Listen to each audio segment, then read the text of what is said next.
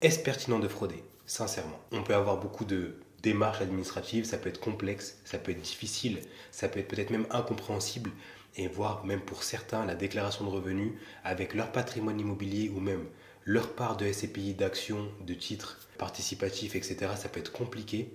Et voire même pour certains, le fait d'avoir de la détention d'un patrimoine à l'étranger, ça peut être compliqué. Donc les impôts en termes d'administratif, c'est dur, c'est compliqué, ça prend la tête. Donc on va voir aujourd'hui, est-ce que c'est pertinent de frauder? L'impôt est moralement légitime et même il est légal, c'est-à-dire qu'on ne peut pas y échapper. Si jamais le contribuable a plusieurs voies possibles pour le paiement de ses impôts, il est dans son intérêt de choisir la voie la plus économique pour lui. Je vais vous démontrer comment on peut s'appauvrir par malhonnêteté parce que vous avez voulu frauder. Tôt ou tard, la fraude, ça va vous rattraper. Et je vais vous donner deux exemples pour concrétiser mes propos. Le premier exemple, c'est lorsque vous êtes marié. Imaginons, vous êtes marié sans contrat de mariage, communauté réduite aux acquets. Malheureusement, vous avez un de vos deux parents qui décède. Donc, succession. Vous décidez de ne pas déclarer à l'administration fiscale que vous avez reçu la succession. Et pire, vous décidez de ne rien dire à votre notaire. Donc, aucun document qui prouve que vous avez reçu de l'argent, rien ne le démontre. Vous divorcez avec votre femme, qui devient maintenant votre ex-femme. Donc, lors d'un divorce, communauté réduite aux acquets, 50% des ressources que vous avez apportées dans le couple va aller à votre ex au moment du divorce. Donc, l'argent que vous avez reçu de votre succession va aller à votre femme. Et on pourrait se poser une question en se disant, mais dans tous les cas, même si on avait déclaré à l'administration fiscale, on aurait déclaré au notaire qu'on a reçu de l'argent de la succession de la part de nos parents décédés, et bien dans tous les cas, au moment du divorce, c'est 50-50. En fait, non, pas du tout. Si on est marié, la succession entre dans ce qu'on appelle les biens propres. Les biens propres ne sont pas à partager dans le couple. On a les biens propres, on a les biens communs. Il aurait perdu 50% de la succession de la part de ses parents, juste parce qu'il n'a pas voulu le déclarer auprès de son notaire. S'il l'avait fait, imaginons qu'il avait déclaré, qu'est-ce qu'il aurait eu à payer? 20% d'impôts, imaginons sur les droits de succession, plus 1,25% de frais de notaire. Il aurait peut-être payé, allez, 21,25, allez, peut-être 23% maximum de droits de succession et de frais, mais il n'aurait pas perdu 50%. Là, il va perdre deux fois plus parce qu'il a voulu frauder. On dit que l'administration fiscale finit toujours par tout savoir. Je ne parle même pas de ça. Si jamais vous négligez une opération, ou même de mentir sur des chiffres, etc., c'est vous-même que ça va rattraper. Pas besoin d'administration fiscale. Tôt ou tard, lorsque vous allez vouloir déplacer ces fonds, ou vendre, ou racheter, etc., ça va vous tomber dessus. Et je ne parle pas forcément de l'administration fiscale, encore une fois, je parle des conséquences de vos choix. On va partir sur le deuxième exemple maintenant. Deux frères reçoivent une maison de la part de leurs parents, de la part d'une succession. Ils décident de ne pas déclarer le bon montant parce qu'ils veulent le moins payer d'impôts possible. La valeur de l'appartement qu'ils ont reçu, elle est de 1,1 million d'euros. Eux, ils décident de ne pas déclarer 1,1 million d'euros. Tout ça pour éviter d'être imposés au maximum, ils décident de le déclarer 850 000 euros. Sauf que quelques années plus tard, ils vont le revendre ce bien. Et ils le revendent. Le problème, c'est qu'ils font une plus-value. Ils le revendent à 1,2 million d'euros. Donc, vous avez bien compris, ils ont déclaré 850 000. La différence entre 1,2 million d'euros et 850 000 euros, ça fait 350 000 euros.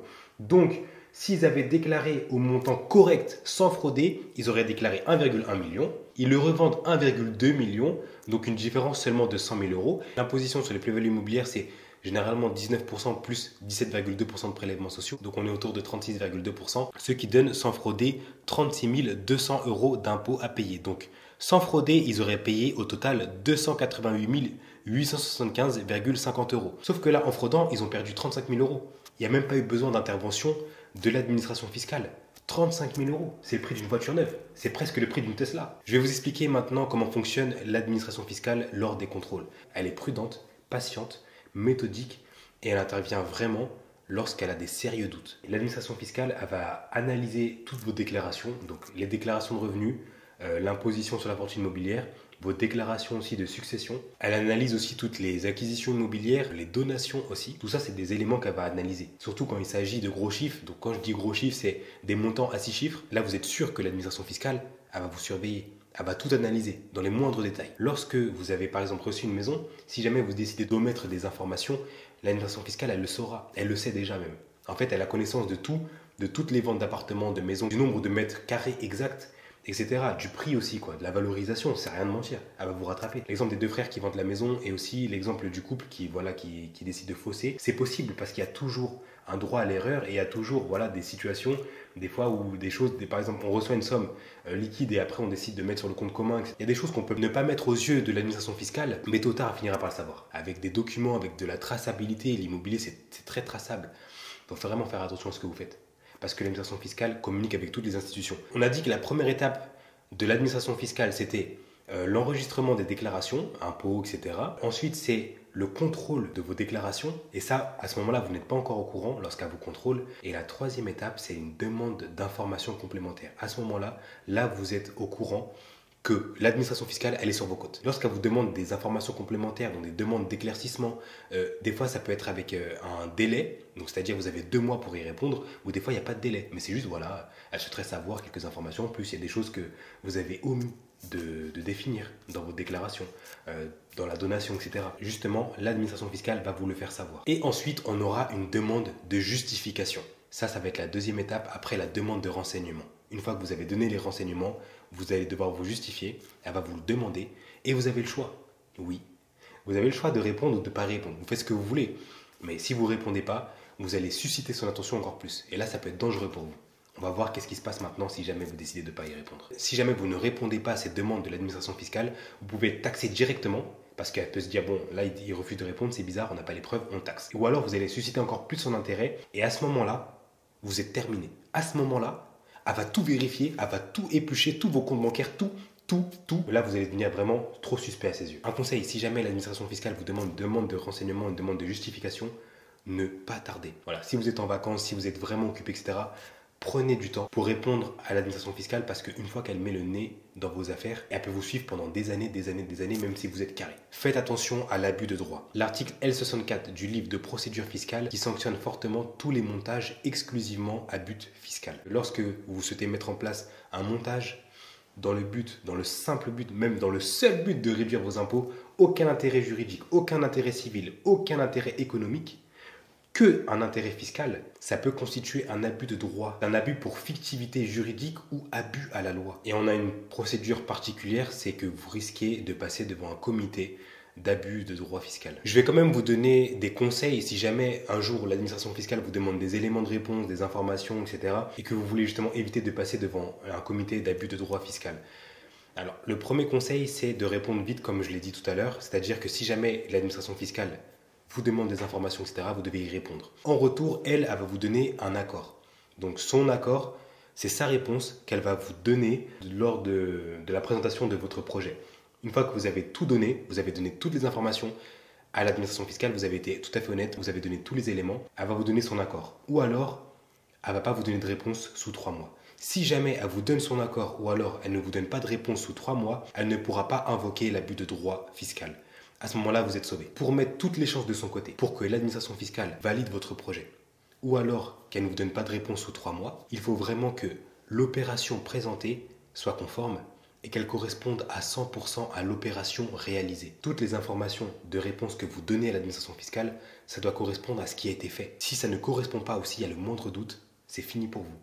Si ça correspond à 100%, elle ne va pas vous répondre ou alors elle va vous répondre positivement. Elle va vous donner son accord. Et à ce moment-là, vous serez sauvé. Pour tous ceux qui sont restés jusque-là, je vais vous donner un conseil quand même. Si jamais vous faites contrôler, échapper quand même à l'abus de droit, c'est le droit à l'oubli. On a le droit à l'oubli, on a des prescriptions. Donc c'est-à-dire que si jamais vous faites une faute fiscale et vous avez le droit à l'erreur, hein, c'est humain, c'est possible. Sachez que vous pouvez exercer ce droit, mais encore faut-il le savoir. Les prescriptions, ça va de 1 à 15 ans. Ça dépend des faits, ça dépend des lois, ça dépend des impôts, ça dépend des opérations concernées. Mais voilà, sachez que ça va entre 1 à 15 ans. Les délais les plus courts, ça va être pour les impôts locaux, alors que les délais les plus longs, ça va être pour les droits de donation ou les droits de succession. Vous bénéficiez donc d'un délai de droit commun pour tous les impôts qui sont déclarés. Si jamais vous avez un défaut de déclaration, ce délai peut être prolongé. Par contre, il peut être écourté aussi si jamais vous êtes dans le viseur de l'administration fiscale. Donc si jamais elle a un doute sur vous, dans un délai de procédure, ou même être prorogé dans certains cas. Et l'article L274 du livre des procédures fiscales établit le délai de prescription à 4 ans. Pour conclure, la stratégie patrimoniale doit être réfléchie et établie selon des objectifs fiscaux, économiques, pourquoi pas, familiaux, mais en aucun cas fiscal. La fiscalité est un levier qu'on peut utiliser pour optimiser son patrimoine, mais ne doit pas être un but ou un objectif en soi. La fiscalité, c'est un plus. Il y a des actes qui nous sont bénéfiques. Mais en plus, s'ils ont un avantage fiscal, tant mieux. Mais on ne doit pas agir dans un but simplement fiscal. Si jamais vous avez des questions, n'hésitez pas à les mettre en commentaire. Si jamais vous voulez plus d'informations, vous avez des questions plus spécifiques auxquelles ce serait compliqué de faire un commentaire, je vous invite à prendre rendez-vous avec moi. Mon lien Calendly est dans la description. Je vous invite aussi à vous abonner pour visionner plus de vidéos comme celle-ci sur la gestion de votre patrimoine.